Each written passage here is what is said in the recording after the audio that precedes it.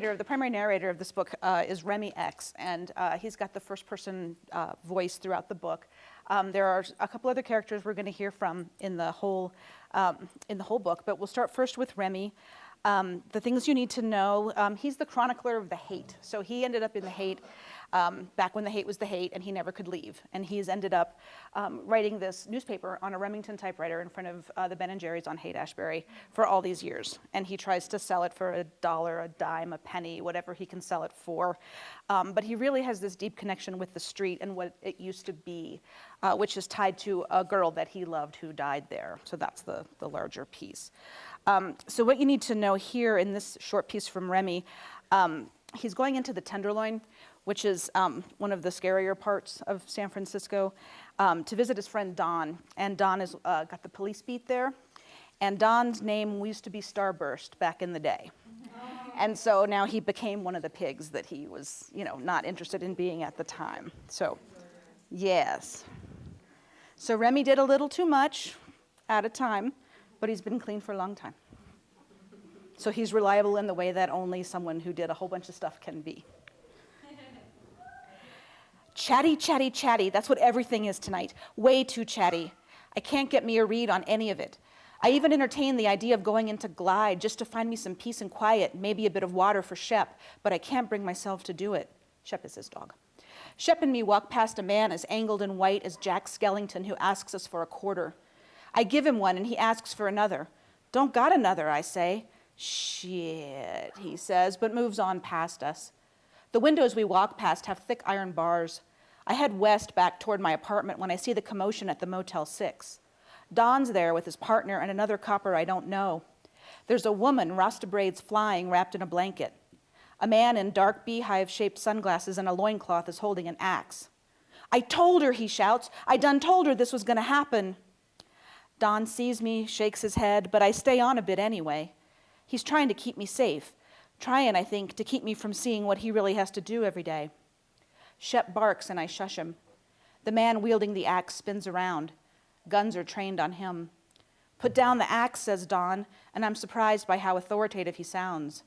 He, who in my brain house memory banks used to call the cops pigs. We will shoot, he says. I told her. I told that woman. I'm sure you did, said Don. Put down the axe and we'll talk. Motel 6 employees are watching through their barred window. I see one of them snapping a picture. The woman is carrying on in a tongue I can't recognize. The blanket slips a little and I can see she's naked underneath. An ambulance pulls up and waits, lights flashing, siren off. Put down the axe, says Don again, and the man, now wild as a dervish, starts jumping and slashing at the air. Jack Skellington has appeared beside me again. Can I have a quarter? No, I say. Shit, he says. Then, that's Jimmy Dean! Jimmy Dean, Jimmy Dean! He leaps like he's on a pogo stick. It's me, man, Shelby, what are you doing? A cop I hadn't even spotted before comes over. He's big and black. 4 of my legs could fit in his biceps, and I am most sincerely hoping he's coming for Shelby. Sir, step back, please, he says, and I do, and Shep does, but Shelby keeps leaping. Jimmy Dean, what you got an axe for? Jimmy Dean stops slashing the air. Don's gun barrel has not left its target. Jimmy Dean lifts his sunglasses. Shelby? Yeah, man, me. Shep wants to go. Right now go, not just one more minute go, but I can't seem to move my feet. I can see they aren't stuck to the sidewalk, but I feel like someone nailed them down without the nail and all the pain, of course. Shep moves behind my legs, sticks his nose between my calves. I feel him shaking. My Shep would be a very bad police dog. He's got all the sweetness of a German shepherd and not so much of the fierceness. I guess when you get a mutt shepherd, you don't get to pick which parts you get. Shelby, man! Jimmy Dean makes the mistake of letting his arm with the axe fall to his side, and then faster than I knew Don could move, he zippity-doo-dah'd in, grabbed the axe, and wound Jimmy Dean's arms behind his back. That was some kind of impressive. The woman stops jammering and speaks, clear as day all of a sudden. Don't hurt him, she says. A female cop emerges from somewhere behind the building carrying another blanket. The woman pushes her away, and she runs naked toward Jimmy Dean. Baby, baby, I'm so sorry. Jimmy Dean laughs a little. Shelby is still bouncing. Shep is still shaking. You know I'd never hurt you, he says. I know, baby, I know. She has only a few teeth and her arms are tracked. Don and his partner take Jimmy Dean to the patrol car. Don nods at me. The big black cop has disappeared and my feet become unstuck. Can I have a quarter? Asked Shelby. I reach into my pocket and hand him my honest and true last one. I knew you had another, he says. Yeah, I say. Jimmy Dean used to be a medic. He healed me my leg from shrapnel. Shelby stops his bouncing and Shep finally wags his stick of a tail. Long time ago that was. I nod, reach back into my pocket and hand him $1. You holding out on Shelby, he says. But he's laughing and I see his rotten teeth and I wonder how much they hurt him all the time. Maybe a little, I say. He reaches down from the skyscraper of his height and pets Shep, who lets him. I had a dog like him once. Name was Rover. I said, Rover, Rover, get your ass over. And he did for a while and then he didn't. Shep licks his hand. Man, Jimmy Dean stitched up 1,000 men in one day he did, all the time the fire raging all around him. He didn't even seem scared, just stitched him one man after another. We called him the tailor for a while, but after a time he quit answering to it and said he wanted to be called Jimmy Dean now, because all night, every night, he only dreams of sausage. What do you think that could mean? Why a man who used to stitch people back together want to chop them back apart?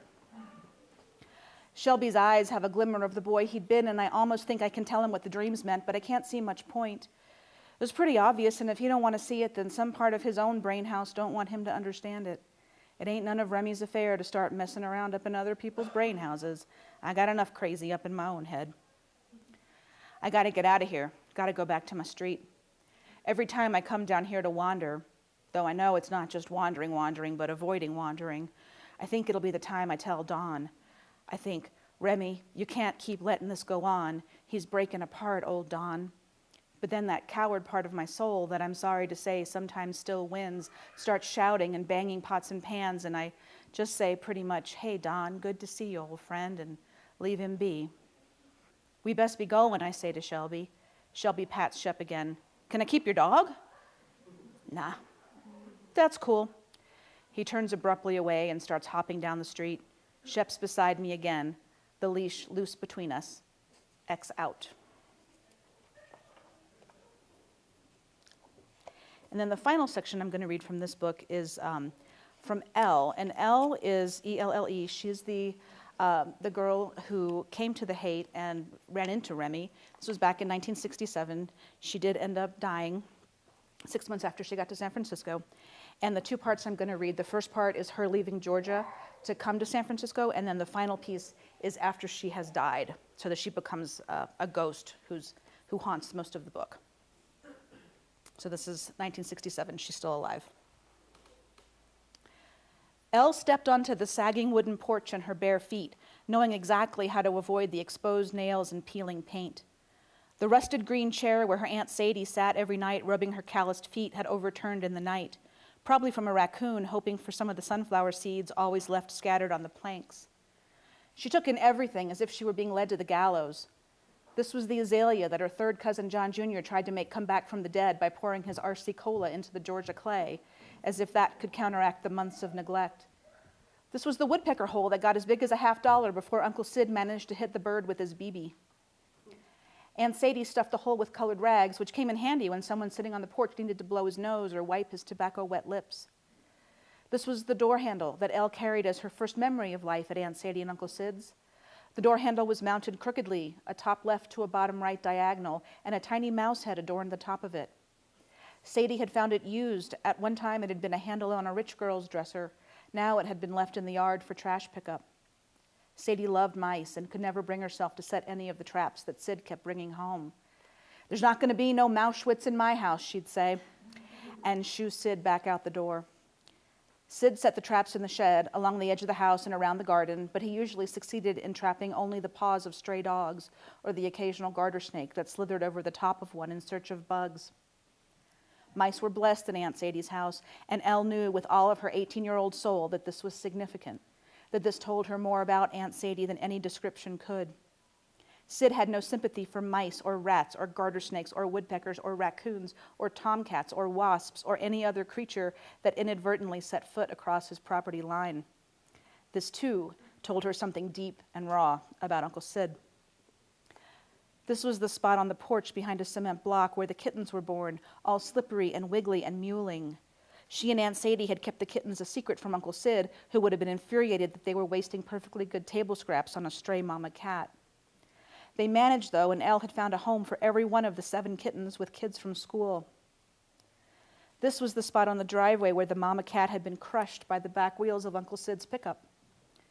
He swore it was an accident, and Elle thought Aunt Sadie believed him, but she didn't. She knew what else Uncle Sid could do. This was where she and John Jr. made leaf piles to jump in every October, and this was where she, salt shaker in hand, saw a rainbow-colored slug shimmering. She'd been so captivated by it she couldn't pour the salt on it and missed her favorite dessert of yellow cake and cream, staring at its glittering back. The sun shot its rays through the house, through the base of the pine trees behind the house. This was the last sunrise she'd see in Georgia, the last time the southern dew would cover her feet with kisses, the last time she'd see the kudzu running along the side of the house beside her bedroom window. She took these things in solemnly, severely, for she knew she had made a monumental choice during the night. Aunt Sadie was already at work. She took the 5 a.m. bus into Atlanta proper to clean other people's houses. Uncle Sid was still snoring. Elle knew she should wake him up so he wouldn't miss his ride into town. John Jr. had spent the night with his new friend Casey. There would never be a more perfect time for what she was about to do. She bowed her head. Dear God, please take care of Aunt Sadie and Uncle Sid and John Jr. Please keep the mice and the raccoons and the rabbits and the mama cats safe.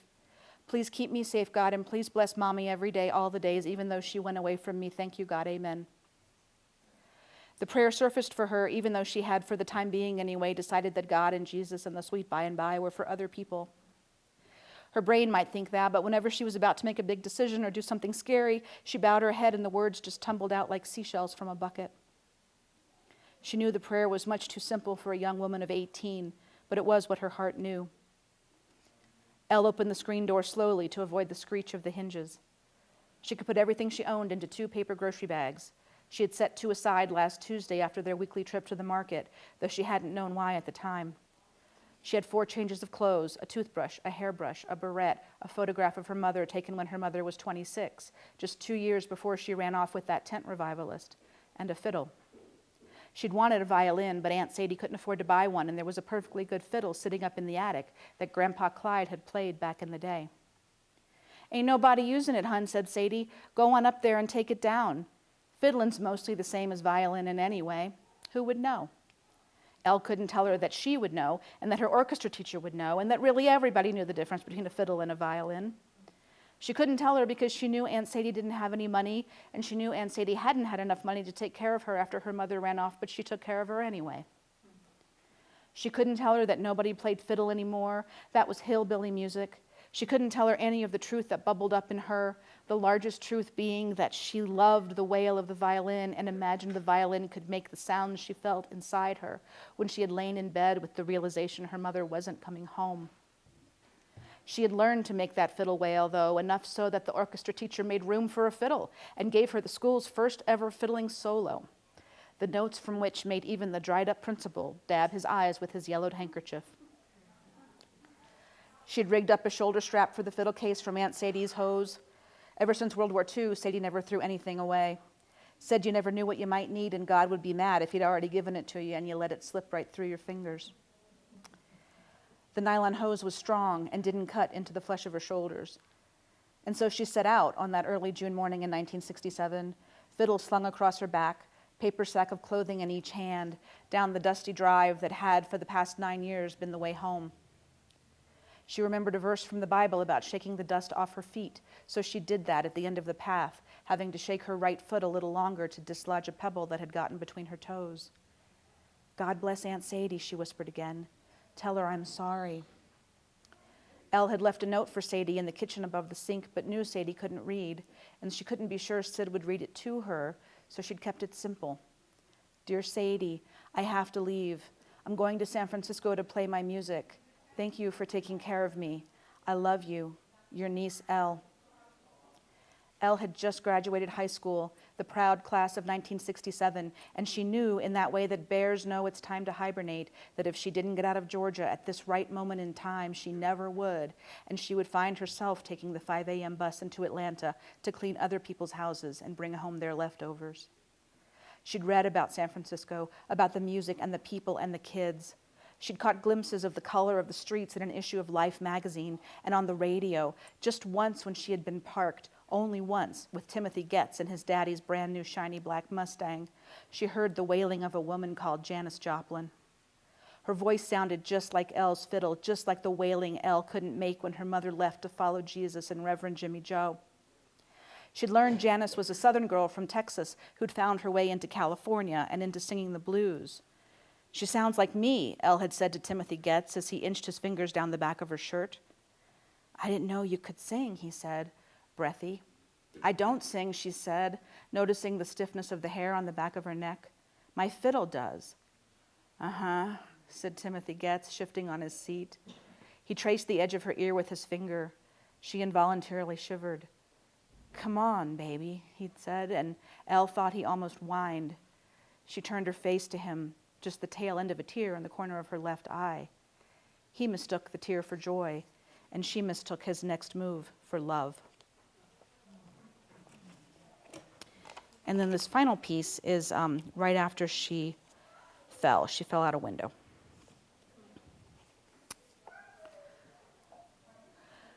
She'd realized something was wrong right away. Remy had put his hand on her body, and she felt it at the same time as she watched him touch her. She heard the gasps of the crowd, even wondered why she hadn't had the luck of falling on the backs of one of them. Maybe she would have lived. She saw the blood start to pool on the sidewalk, and she had the fortitude to look up and take notice of where this had happened. The corner of Waller and Downey. She could read the street signs at eye level. From this height, the crowd was a sea of scalps, center-parted, straight and stringy. The cacophony of music coming from the open windows of the Victorians hadn't stopped. The buses kept to their routes. The shouts to get your copy of the Oracle didn't soften. The world had at once expanded to unbearable proportions and contracted to 2 squares of sidewalk and the face of Remy, green eyes filled, his own brown, stringy hair shivering. And she knew what she had not previously noticed. He loved her. She thought she could breathe, but didn't feel the rising and falling of her chest. She thought she could cry. She felt the heat, the water inside, but nothing manifested. Brian came running. Someone must have found him where he'd been working down at the free store. He lifted her head, then dropped it back quickly when he saw the river of blood. She didn't feel the pain, just the thunk. Remy stepped back when Brian arrived, giving him the place of honor next to her. Help! Somebody get help! Brian shouted. Remy touched the back of Brian's neck. Someone called, man. They're coming. She floated up to the window, the edges of the frame fringed with shards of glass. The curtain, a single panel of imported fabric, hung by a single bracket. The record still played, her favorite 45, Buffalo Springfield's For What It's Worth.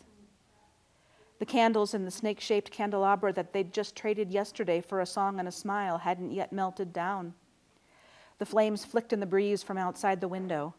She could see the music and colors lifting off the turntable, a green daisy with a flexible stem, dust of royal blue, gold, and silver, a chocolate brown when he sang. It's time we stop. Hey, what's that sound? And she had wanted more than anything to stop and watch what was going down. And maybe she had finally stopped it, but surely stopping was final. And this, wherever or whatever this was not the end. The coffee grounds were still in the sink from that morning's remake from the coffee the day before. The socks she'd worn yesterday were deflated on the scratched wood floor.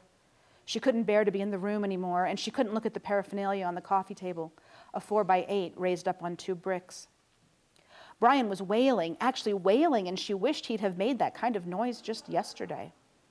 He had gotten out of their nest on the floor, told her she was no longer making any sense, and begged her to stop taking drugs. Downer he was, bad energy. No one talked about getting off drugs, and LSD was perfectly safe, and everyone was doing it, and oh, how it made her feel. When she played her fiddle, it shook. She breathed music. She was going to play with Janice and with Big Brother and the holding company, and people were going to move to her music in darkness, and she would show them sparks from each string, and together they would form a rainbow cloud that everyone could elevate to. She felt she was getting younger here, and Brian was getting old, and she was here to live and to be and to feel. And if he couldn't feel or wouldn't feel, then what was he doing hanging around her anyway?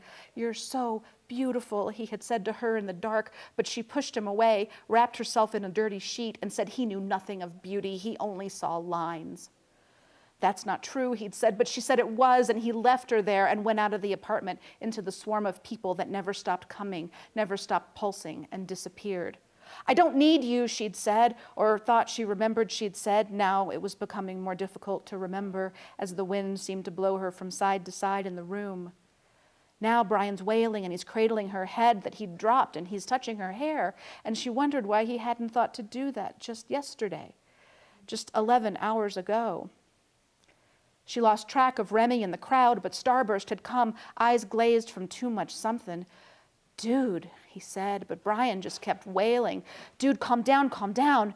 Brian pushed at Starburst, who fell back and started laughing until he threw up. He was quiet for a minute before erupting again. "What did you give her?" asked Brian. "Hey, I don't know, man, I'm fine." He threw up again.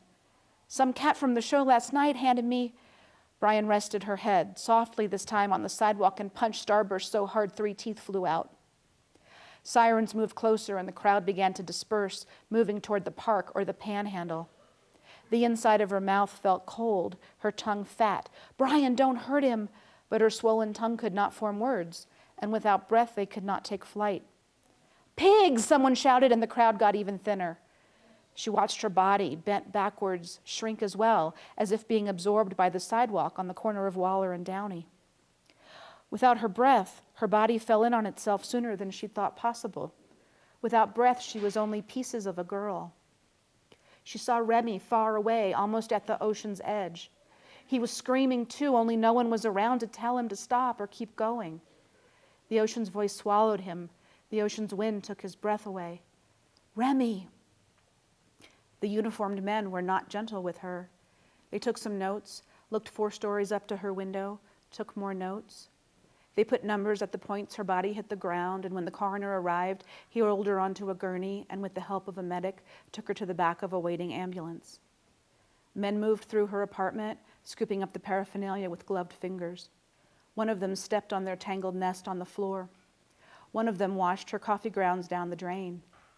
They moved with jerking motions, mechanical dolls following procedures. She was a case number, and she would soon be gone, and they could add another statistic to their files. One of them, who had taken care to step over their makeshift bed, went to the turntable and lifted the needle off the record and stopped the chocolate sounds that had carried her away. Starburst lay puking and bleeding on the sidewalk. Remy ran and screamed along the surf, and Brian pressed his fists into his eyes and shook, making no sound at all. The uniformed men didn't ask them any questions. No one offered them a blanket or some water or even a touch on the back. No one was sorry. She realized she was no one to them, no one's niece, no one's daughter, no one's friend. She was not a musician. She could not change people's lives with her notes. She could not stand on a stage and elevate them to the stars. She was on the sidewalk, pieces of a girl, her fiddle silent, the case's hinges burst, an open mouth beside her. The uniformed men did not care about her fiddle. They did not care if it made chocolate sounds or sparks, and they did not care that she had jumped, only that her jumping was going to cause them to be late, again, for dinner.